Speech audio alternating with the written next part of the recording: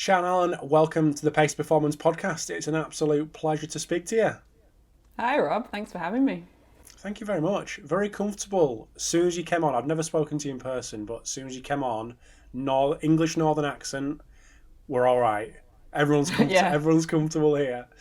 But anyone that doesn't know who you are, Sian, would you mind giving us a bit of a background on yourself? Yeah, for sure. Well, as you mentioned, I sort of grew up in the north of England, so grew up playing football. Actually played in the Women's Premier League when I was 16, 17, and then sort of thought, oh, this probably isn't going to be a full-time career at that point. So off I went to university to do sports science. And when I was doing my undergrad degree, I spent a placement year working at London Irish, so pro rugby. And then after that, I went to get my master's in physiology. And then from there, I moved up to Scotland, where I got my first job, where I was working as a physiologist / performance scientist, working mainly with the British swimming team up there. And I spent most of my time sort of collecting daily monitoring variables with them, every day, morning resting heart rate, blood glucose, creatine kinase, these kinds of things. And it was when I was there that I really started getting a sense of, I have so much data from these athletes. I know there are good things I can do with it, but I don't necessarily have the data skills to be able to interpret it the right way and to know what to do with it to have the most impact. And so that was really what prompted me to go and do my PhD. And then I moved to New Zealand to do my PhD working with Will Hopkins, and that was kind of all around data analytics, statistical modeling of athlete performance data, that kind of thing. And I was lucky while I was there to keep working kind of in applied sport with the New Zealand swimming team. And after I finished my PhD, I stayed on there for another 3 years, working again with the Olympic and Paralympic programs over there through to Rio. And then I sort of thought, I've done this for a couple of cycles now. I'm kind of interested in a bit of a new challenge. What would it look like to kind of step out of elite sport a little bit and into kind of a parallel industry? And that's when I moved to Canada to work with Lululemon at the innovation team here. So I've been there for 4.5 years, working kind of from a applied research and science perspective as part of the company, and kind of the main things that they do around sort of apparel and technology innovation. I certainly didn't have the background that you did prior to wanting to step out of pro sport, but do something in parallel. So you was kind of dipping in, dipping out, and also and still having that, getting that fixed to a certain extent. But what was your reason for wanting to do that? I think it was the challenge, to be honest, because once I'd done a couple of Olympic cycles, I'd worked in pro sport, I'd worked in England, I'd worked in New Zealand, I kind of had a sense of how the industry was, and I sort of knew there'll be other Olympic cycles and I can always come back if I want to, but there's a whole other world out there of something that's completely different, something that's new, something that's challenging. And the thing for me was I didn't really know if I could do that. And that was an amazing motivator for me. Can I do it? I almost want to put myself in that position to see if I can, and kind of challenge myself to learn something new, and to think about, one of the main motivators for me as well was just think about how I can better apply science beyond just the N=1 elite athlete. What does it look like to take some of the stuff that we know intuitively as sports scientists and try and scale that to touch 1 million people or 1 billion people, for example. And that's another amazing challenge that I was super interested in as well. Yeah, I think it is so good, and more recently with Pete Tierney, who obviously you're working with, and I knew prior to him moving over to Canada to work with you guys. It's so good to see people of your caliber, of Pete's caliber, who had the roles that you had, to then go, okay, what's next? What's the big picture?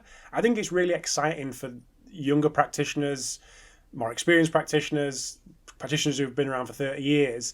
That there is these opportunities running parallel to elite sport that are super, super exciting and can have the impact that you've just described there. I think to me, that would be a massive comfort. If you're in elite sport and feeling a little bit, I don't know, what's next, or a little bit trapped, or where do I go from here type feelings. Looking at you guys, just looking at you and Pete as great examples, there's some great opportunities there. Yeah, 100%. I mean, I think if you'd asked me when I was 25, are you going to go and do this? I would say no. I love sport. I'm going to be in sport forever. And then I sort of got to a point where I was like, hey, what else is out there? You just become intuitively curious about the world. And I think the biggest thing I would say to people who are in that position, maybe feeling stuck or not knowing where to go, is that the skills you have as a sports scientist are so transferable, way more transferable than I ever knew possible. And oftentimes that does set you like a step ahead of other people, because you have this like really deep applied experience of working in high pressured environments with lots of different people from lots of different backgrounds, and those skills are so valuable in other worlds as well. So I think that for me, if I'd had that confidence that I have now earlier, maybe I would have made that move earlier. So that's the biggest thing I would say to people who are maybe in that position right now. Mm-hmm. Good call. Right, let's dive in. So recently, you and Pete collaborated on a 3-part series of articles on Sportsmith about wearables, and that's where we're going to take this bit of a conversation here. But what led me to, I think I contacted Pete initially. I contacted you, and you collaborated with Pete around the Whoop versus Oura, because that was a thread that one of many great threads that you're currently putting out on Twitter. Congratulations on that, by the way, because they're great.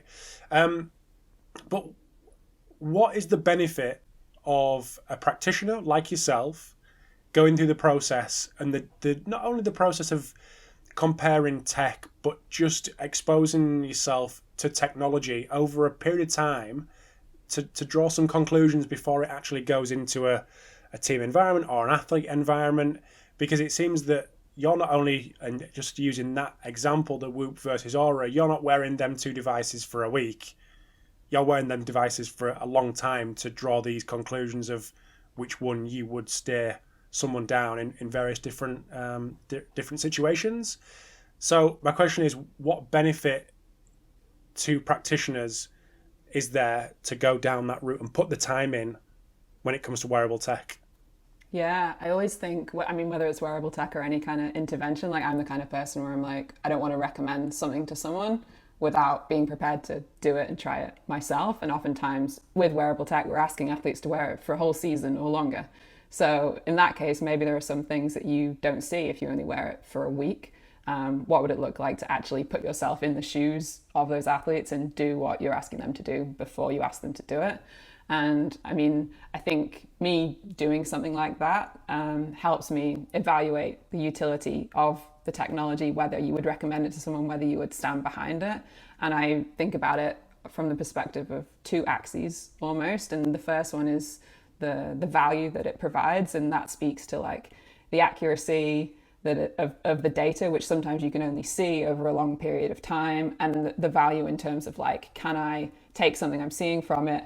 Am I able to make a change to my behavior and actually see that reflected in the data and know that I've improved something? And that's something you can't really do in a week again. So you need that kind of long-term investment. And then the other axis is what I talk about as friction or ease of use. How easy is it to use, basically? And again, that's something where you might wear it for a night and it's perfectly fine, but you start to wear it for a month, 2 months, and those little things that maybe annoyed you about it, they get to the point where it's like, oh, this is too frustrating, I'm going to take it off, or I've forgotten to charge it, and then that's it, I've just done with it, that kind of thing. And I think it's basically the things that the athletes would pick up if you were putting them in those positions anyway. And by you doing it and you wearing it, you have that sense of empathy. And even if they come with these problems once you've recommended it to them, either they know that you've been through it as well, so you have that kind of connection, or you're able to provide them with like a solution that you found yourself, and you can kind of troubleshoot things, and so it doesn't end up with them just throwing it in the bin because the first time it does something they don't like, it's off the wrist or whatever. So diving into that Whoop versus Oura article, which I said to you before, I'd have to confirm this, but specifically in the first week of release, is definitely the most popular article we've had on Sportsmith so far. And if you put Whoop versus Oura into Google, there's so much out there of people asking that question, which is why it landed so well, because it was a great article. What was the process that you went down to evaluate these 2 bits of tech?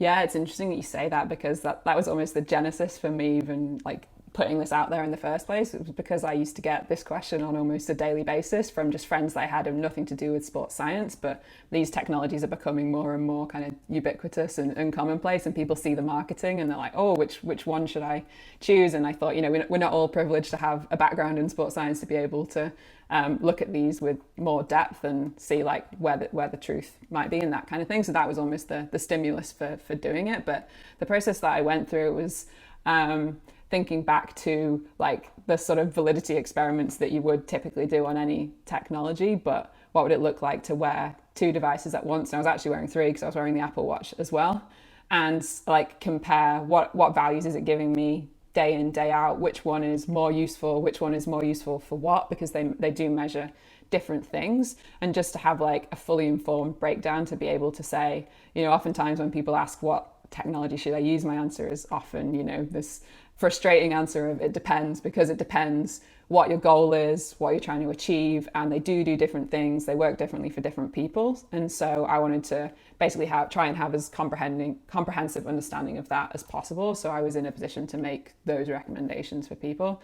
And then the other thing that I really wanted to do, which kind of harks to my background of data analytics and that kind of thing, is dive deep into the data and try and figure out a little bit more of what's under the hood, like these sort of readiness and recovery scores that they're presenting, what's behind them. So if I can understand them a bit more, I'm in a better position to be able to explain to people why you should pay attention to it or why you shouldn't pay attention to it because of X, Y, and Z. So it's really that curiosity of trying to understand what it is that you're dealing with when you're having those conversations with athletes and coaches.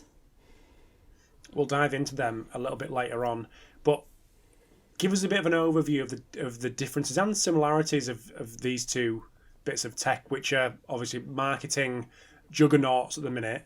You know, they're absolutely everywhere. So what are the main differences? What are the main similarities? Yeah, so I guess the first one is the form factor. So the Oura is a ring, so it goes on your finger, and then Whoop is a wristband, and they've also released kind of clothing and other things recently, so you can wear it on different areas of the body. And that is interesting because there are obviously different considerations with accuracy of measurement, that kind of thing, at those different sites on the body, and also related to the friction point that I mentioned earlier. Like something on your finger, you almost forget it's there after a while, versus on your wrist, it's a bit more bulky. Some people have trouble sleeping with it, that kind of thing. So that's the first thing in terms of the form factor. And then in terms of what it measures, Oura has tended to focus more on like sleep, recovery, heart rate variability, those kinds of things, whereas Whoop are also interested in they call it strain, or it's almost like the training load, exercise load that you're putting on yourself, and then how you're recovering from that. And so there are some things that each device does well, I would say. So again, it comes back to what are you looking for? I think from an accuracy perspective, from the data that I've looked at, from the research that I've read, from what I've heard from other people, Oura is kind of a bit stronger on those metrics that it does dive into, say the HRV, the kind of sleep stuff. It also has body temperature, which is nice for things like illness tracking, the menstrual cycle tracking, that kind of thing. But Whoop have just released their latest version of their product, which also has body temperature. So they're becoming kind of much of a muchness on some of these things. And then there's obviously the activity counts, step counts, those kinds of things. I think what I did see from comparing the two, again, looking at the data, I saw many more inaccuracies in the heart rate data from Whoop, which was interesting because that's almost like the underlying signal that goes into many of their other metrics. So if your PPG data, your heart rate data isn't good, then your heart rate variability data is going to be compromised. And then their strain and recovery algorithms that are based on some of these things are also going to be compromised. So when you have a source of error and then you turn it into another metric, that error just compounds and grows bigger and bigger and bigger. So it comes back to like that raw data stream being super accurate. And I think there are many factors that go into that in terms of someone's circulation could be different at the point they're wearing it on the wrist versus the finger, and these things could be things that just showed up for me, which is why I would encourage people to test them themselves, test them on the athletes they want to work with, to see what works best for people depending on the goals that they have. Am I right in thinking they calculate HRV slightly differently?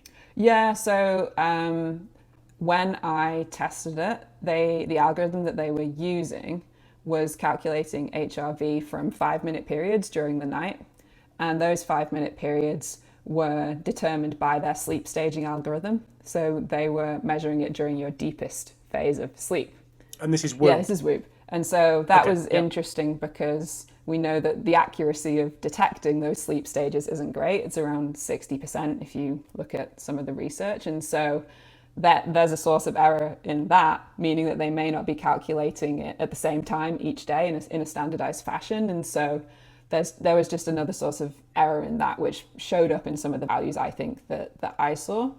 But they've since changed that algorithm, which they did quite quietly. They sort of didn't publicize it, it just showed up on their website. So I'm not sure when they did it, how much change it's had on people's values. You might be able to see it if you've been collecting data for a while. And now they've changed it to calculating over the whole night, but they have what they call a dynamic weighted algorithm. So they're giving potentially more weighting in their algorithm to values in periods of deep sleep than in periods of other sleep. So there's still the same sort of problem of that compounding error as before. We just have less idea of how much it affects the variables, basically. So it's a bit of a black box in that sense. And then Oura, they just have something quite simple where they take the average of HRV throughout the whole night. So that's something where the error sort of like evens out over time, and you have something that's standardized, so it is easier to compare over time. When they change the algorithm, does that alter retrospective data so it all syncs, or is it just... Yeah, I mean, I think that's one of the unknowns. I assume not, but that's one of the sort of caveats I would always say to people adopting this technology of, you're almost in the hands of the manufacturer or the company. If they decide to change something in these metrics, you might not even know it's happening, for one. And then two, they might change things retrospectively or they might not. So having a good relationship with them or having some transparency or ownership over the data is super important. Otherwise, you might find you've been tracking something and making decisions on it for a while, and then suddenly it's all thrown out the window. How easy is it to actually get answers from these guys? Yeah. As an individual and as an organisation, as a team? I imagine it's much easier if you have a trusted contact there and you've gone to the trouble of trying to build up that relationship and sort of making it mutually beneficial in terms of providing feedback back to them.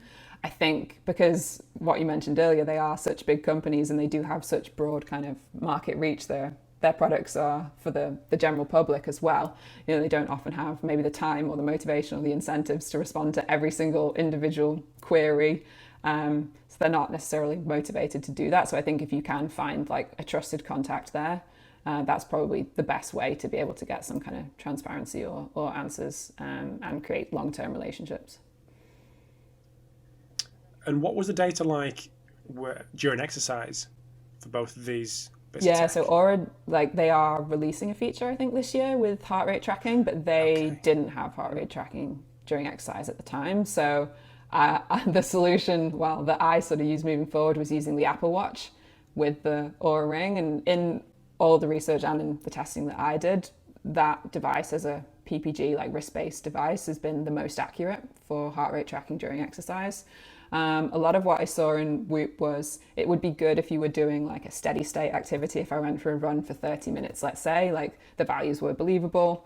But if you are using it in the gym, in a circuit or anything like that, it wasn't very good at picking up those smaller changes in heart rate. And I mean, I think it's harder for those devices in general anyway, but oftentimes after doing a high intensity interval training workout, the strain score it would give me would be really low because it hadn't picked that up. And obviously we know that that's not true, and heart rate isn't a great metric for that anyway. But then all in all, if that's what it's basing kind of strain and recovery scores on, it's missing quite a bit. So you just have to be wary, I think, when you're looking at some of these devices of what is it not showing me? What is it not telling me? And just being aware of the limitations and maybe cherry picking some of the things that are more useful and are more accurate. So to get the information that you use to make these comparisons, were you getting anything that isn't readily available to anyone? It's all there for anyone to get to make the comparisons that you did? Yes, I mean, this is one of the other points of difference between these two companies specifically. Oura has a cloud-based website where you can go in and click export your data. It goes to a CSV and you get the daily metrics for all of the variables in there, whereas Whoop, as far as I'm aware, they don't have that feature right now. So what I had to do with Whoop was basically just manually record the values from the app. I think there is an API if you have technical people who can sort of pull data that way, but that's obviously not accessible to most people.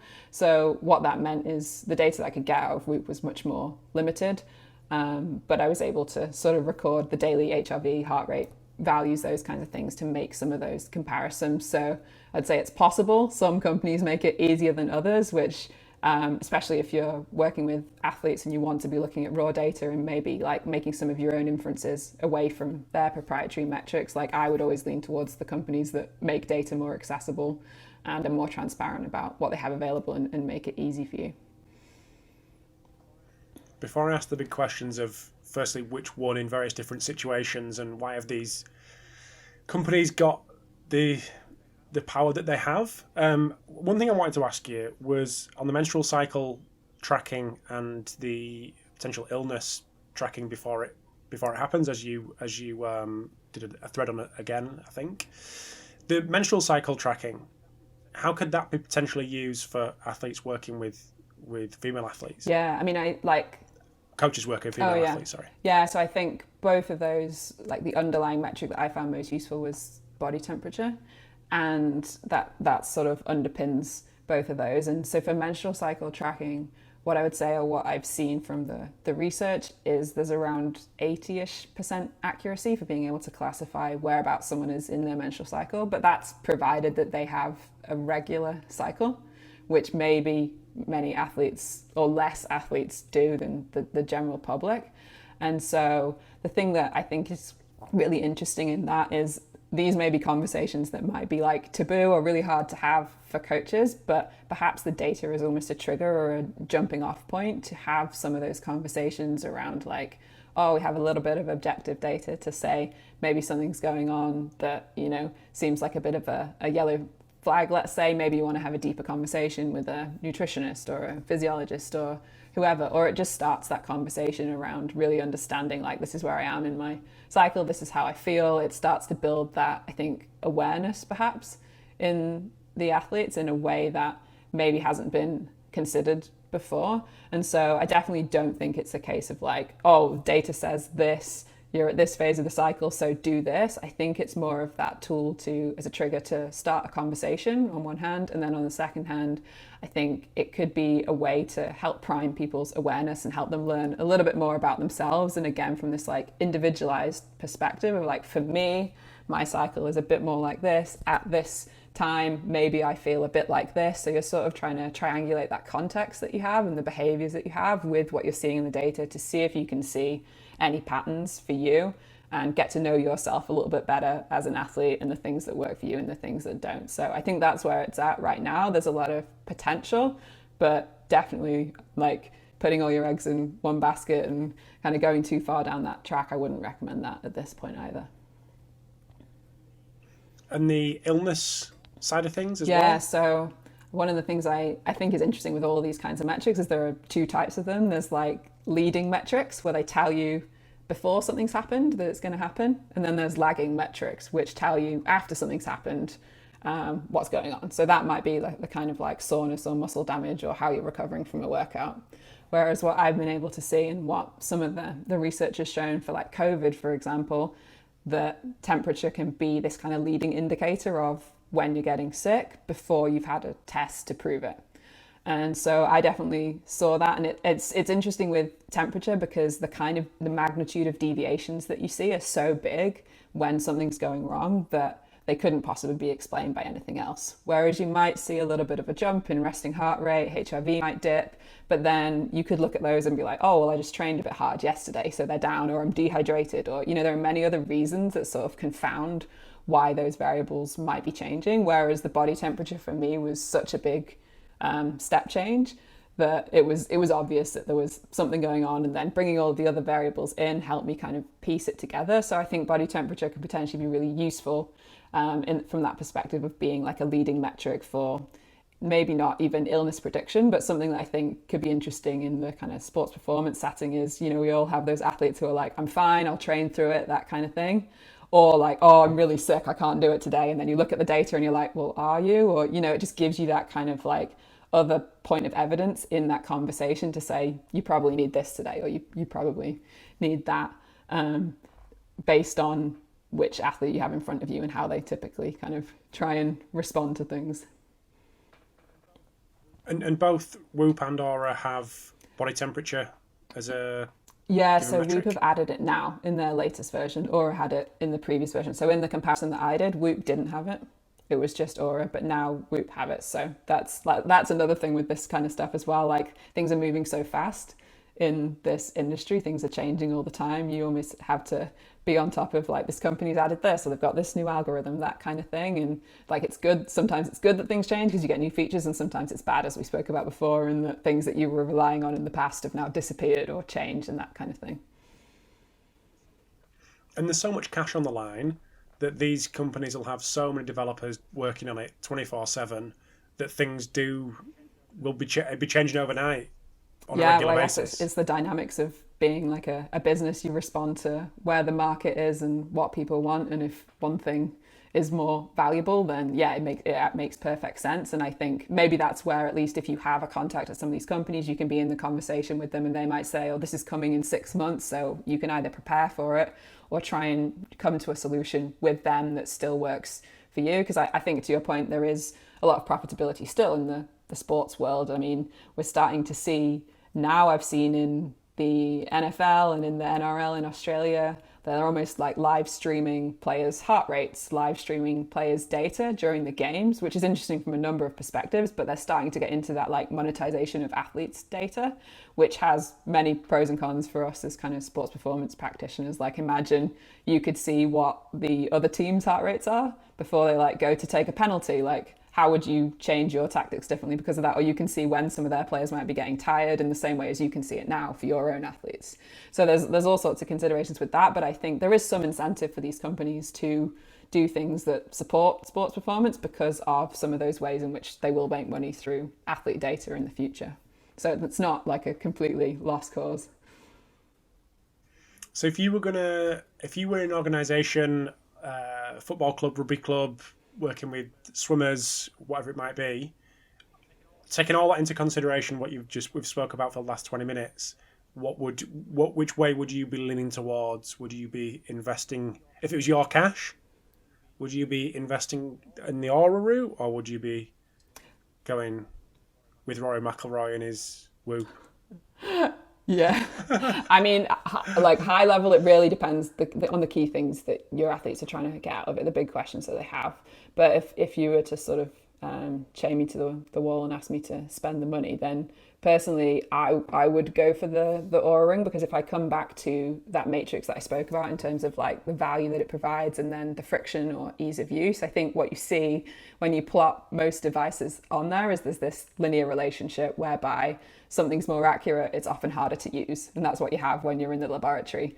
And then on the other end of the spectrum, you have something that's like really easy to use, it's super simple, but it's not that accurate. So it's really not that useful. And so the main device that I see that's sort of been able to deviate from that line is Aura, whereby they have a good amount of accuracy for the things that they measure. And they also have like low friction in that it's easy to use. You sort of forget it's there. You don't have to charge it that often. It's easy to sleep with, that kind of thing. I mean, it's not perfect. Like you shouldn't technically wear it for weightlifting, that kind of thing. It doesn't measure some things in exercise. So I definitely think that no one device does everything. But on balance, if you're working in sports performance, you're probably monitoring workouts or exercise through like GPS or something anyway. So this gives you some of those other variables, when you don't have the athletes in front of you, and it does it in a fairly low friction, kind of easy to use way. So that would be my kind of like blanket recommendation for people. But I would still say like it's worth trying out all of them. So maybe some people like different things, that kind of thing. It's definitely not the like be all and end all. So that's not my final question on the Whoop and Aura, but it encapsulates other wearables as well, and that's the proprietary algorithms like the what is it, Whoop strain and recovery, and obviously Aura will have them as well, as other wearables do as well. How, and you've mentioned it already, but how careful do we need to be when we're actually using these, not only for ourselves, coaches, individuals, general population, but using them to guide what our athletes do or don't do? Yeah, I think you sort of touched on it there when you said like they are almost shiny objects that are made to create engagement with the mass market. And I think there's a level at which they're useful for kind of like Joe Public who doesn't know what HRV is or how to deal with it. So they've turned it into this one simple score on a scale from 0 to 100 typically that, they can easily understand. But I think that's almost the danger for the sports performance practitioner, in terms of like simplifying something down that you don't necessarily know what's contributing to it, because you don't know like mechanistically, where is this score coming from? A score of 90 could be like, what's the HRV, what's the sleep? Like you don't know what the raw metrics are that go into it because of the way they've calculated it. But I think the main kind of challenge that I have for these scores is that we don't have any evidence to say that they predict anything that we care about. So if my readiness score is 90, does that mean I'm going to score 3 goals on the weekend, or I'm going to produce a particular amount of power as a cyclist? And so is it telling me something that I don't already know from the other metrics, or something that I can't figure out more easily by just asking myself, how do I feel? And maybe that data exists, it hasn't been published yet, or it's in the process of being collected, but I certainly haven't seen any of it to say like, yes, I should rely on this metric more than what I know about resting heart rate or HRV, which are things that we can more easily understand as practitioners. We can understand the mechanisms behind them and what it means if it's high or low versus like an abstract score that we don't understand where it's come from or what it's really telling us. So when I think about the best ways to use these potentially in sports performance, one of the nice things it does is, because it is one score, if you have a squad of 50 athletes, you can almost use it as a traffic light system. Like if it's really high, then this athlete's probably fine, there's nothing going on. If it's really low, there's probably something going on with this athlete. That's when you want to dive deeper into their data and find out, well, what is it? Is it their HRV? Is it their body temperature?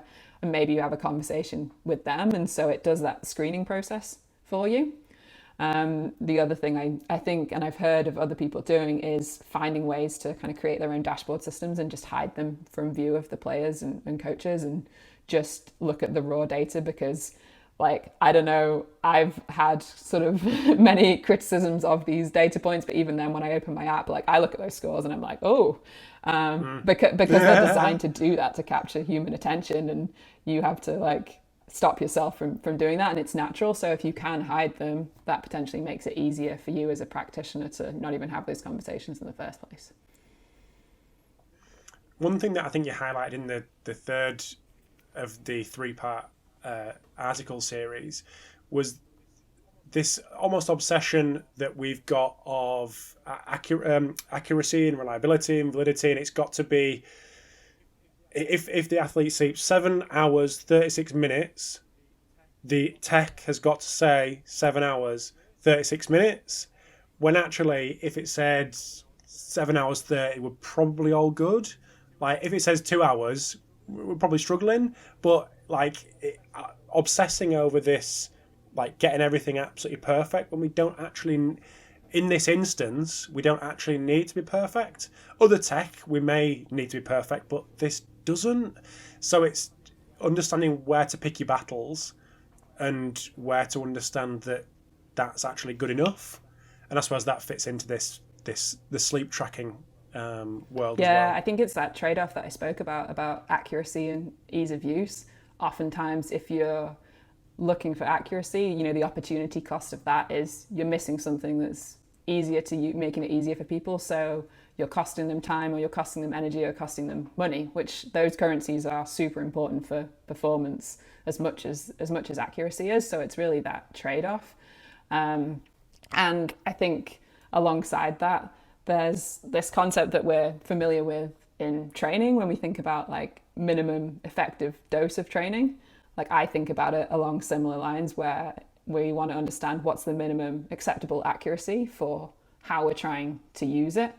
Do we really need to know down to the minute, as you say, how well someone slept, or is it more useful to know that they went to bed at 10 p.m. or they went to bed at 1 a.m. because we can actually do something meaningful about that and see if it changes. And so it's really understanding like what's that threshold for you where you're still able to get information that's useful without making it super taxing or super hard for the athletes to actually get the data. Because if you have no data, it doesn't matter how accurate the device is if someone can't be bothered to wear it because it's too hard to use. So I think there's that trade-off. And I think another way to think about it potentially is the way that sort of clinical people approach these things, where they have like a two-phase approach. You use data like this as a screening tool to say, like, we have 50 athletes in a squad, maybe there's something up with 5 of them because their scores are sort of higher.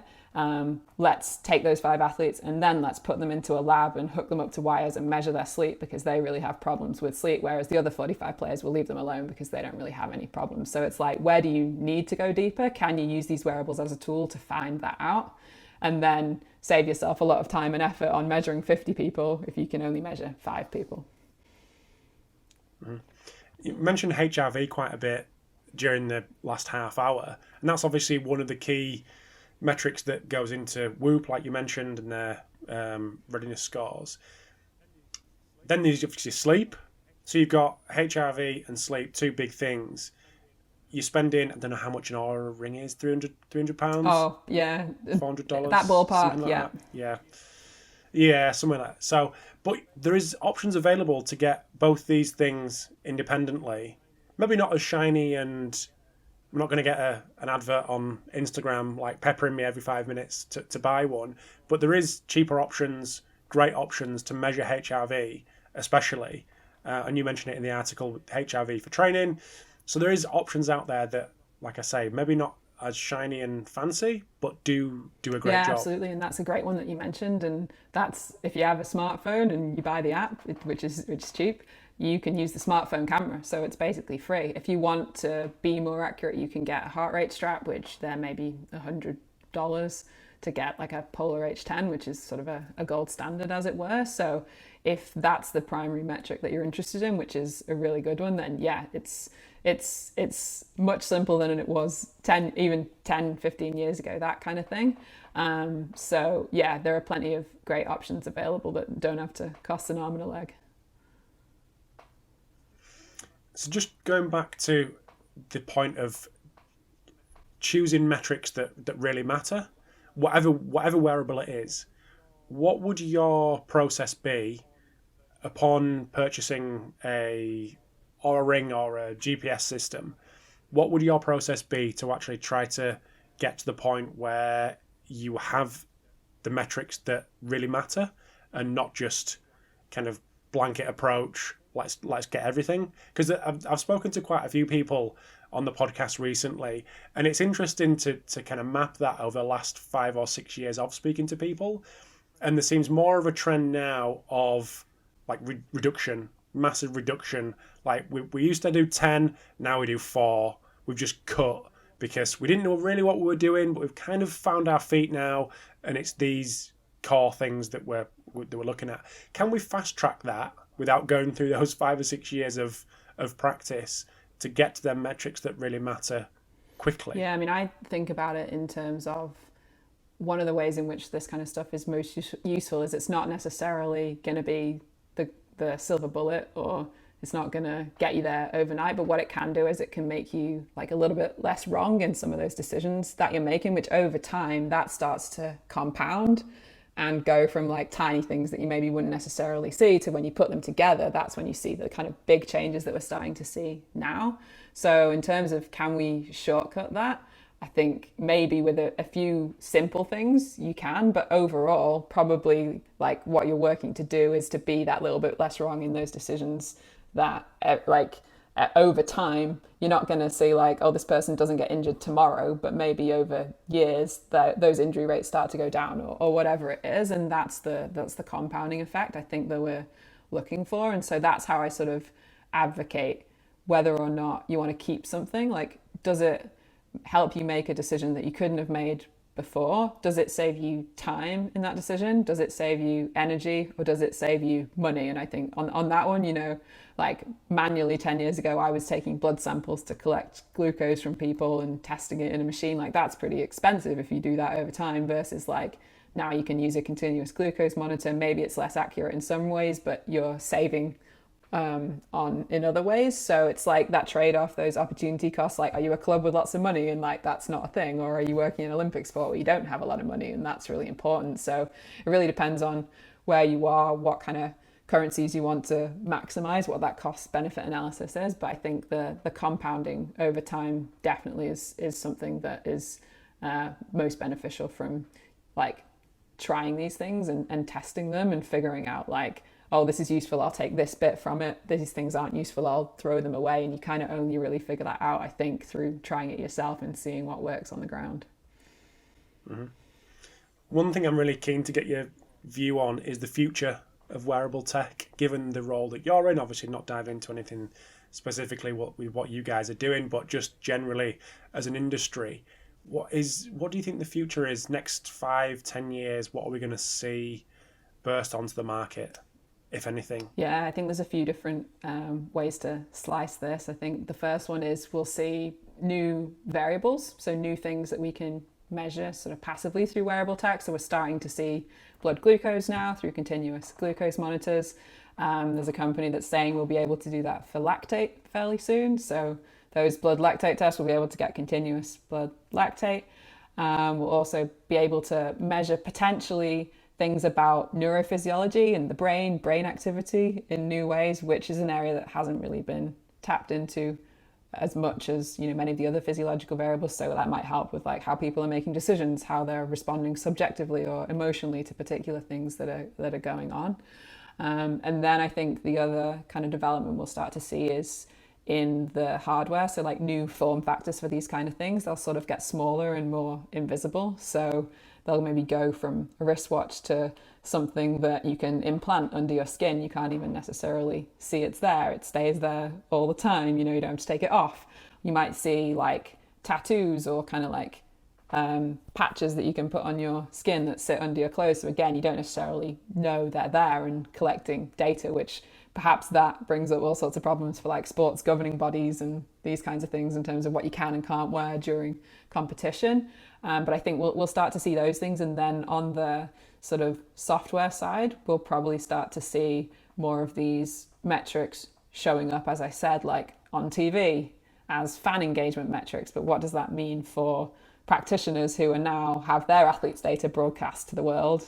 And you can also see like the other team's data or the other athletes' data, like how are you going to use that, or how are you going to change what you do so that your athletes' data isn't giving away something about how you're approaching a game or something like that. So I think there's a lot of things like that, but at a high level, what we'll really see is just more and more data. And so being able to parse like signal from noise and know where to look is just going to be more and more important. So like those high level skills that I think a lot of us have and develop as kind of sports performance practitioners versus the general public who are just going to be overwhelmed with like places to look and not know what to do. So I like to speak to that point about these metrics showing up on in TV and that kind of thing, and what we spoke about at the beginning in terms of like different career avenues for sports science practitioners. Like I think there's a big place for sports scientists to become almost like commentators on some of these games and start to explain like this player's heart rate is this is what it means,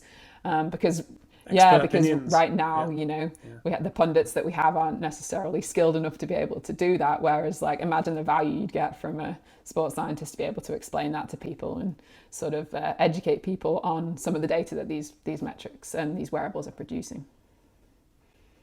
I know this is quite a hard question to answer, but are leagues, governing bodies ahead of the game when it comes to the tech that's coming down the track? Like you said, that patches, tattoos, thing under the skin, like are they ready for that kind of thing to deal with these kind of developments? Are they, again, impossible to answer, I know, but working with Oura, with Whoop for the next thing that's coming down the track so they can attack it up front or not? Yeah, I imagine some of them are, but I also imagine, these organizations have their own limitations and many other fish to fry, so they don't have the resources to be like that far ahead of the game. I imagine with the ones that are kind of popular now, so like a Whoop and an Oura, like they're in a lot of conversations, I know, with the NBA and those kinds of things, and some of the players are saying I want to wear them because they're beneficial. Some players are saying I don't want to wear them because what if people use the data against me when I'm trying to get my next contract and that kind of thing. So those conversations are happening too. But in terms of like the companies building these like implantables or tattoos, like I think a lot of them are new companies that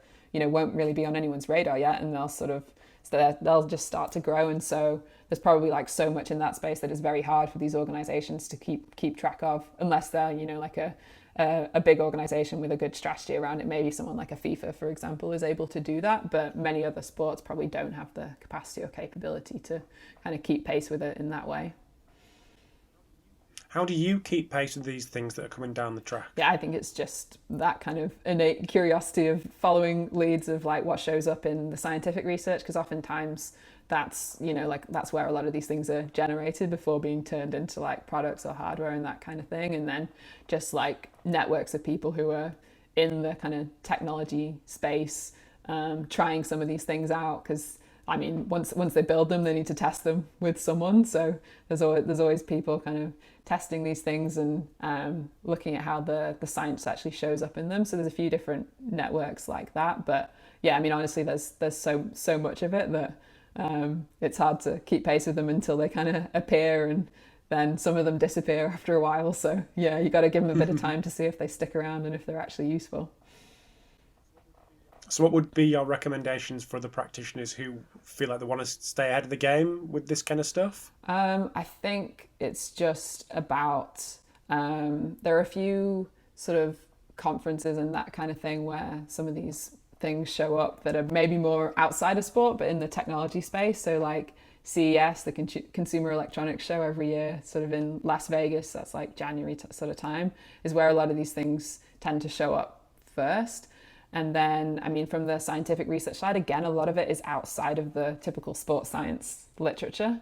But it's a lot of it comes from like, or I mean, a lot of where the money is for many of these things is in health, well-being, like pharmaceutical industry, that kind of thing. So like keeping an eye on some of what's going on in those industries, or speaking to people who are in those industries, for example. And then you can start to see like some of them get applied to sport in different ways, or there are bits and pieces from what they're doing that you might want to pull into what you're doing. So I think it's probably about like branching out of sport a little bit and having a bit of that network in different places, so you can start to get a bit of a lead on some of these things that are maybe coming down the pipe.